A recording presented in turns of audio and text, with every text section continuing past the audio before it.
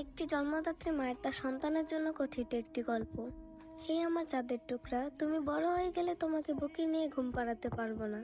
এটা ভাবলে আমার অজান্তে চোখ দিয়ে পানি গড়িয়ে পড়ে। তোমার জন্য হারিয়ে ফেলা জীবন, ঘুম, শান্তি, আরাম সবই একদিন ফিরে আসবে। শুধু তোমার শৈশবটা ফিরে আসবে না। সকাল সকাল তোমার ময়লা কাঁথা কাপড়গুলো আর যত্ন সহকারে ধুতে হবে না। তোমার জন্য শখ করে আর খেলনা কিনতে হবে না। জেদ করে দাঁতহীন মাড়ি দিয়ে তুমি আর কামড় দিতে চাইবে না। দু হাত মুঠ করে আমার চুল ছিঁড়বে না, বাবার চুল ধরে টান দিবে না। তোমার জন্য আলাদা খাবারের পেরেশানিটা থাকবে না।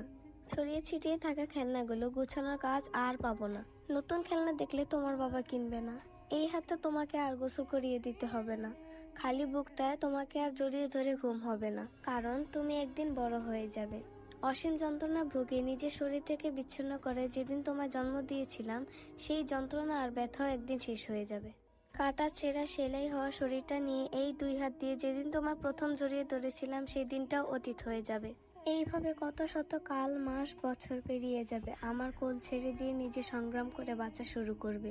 বলি না ফোটা মুখটার কথার সাথে আমি মা আর তাল মিলিয়ে কথা বলতে পারবো না। আমাদের তখন তোমাকে নিয়ে থাকা সকল ব্যস্ততাকে ছুটি দিতে হবে। তুমি তোমার নিজের সাথে ব্যস্ত হয়ে যাবে।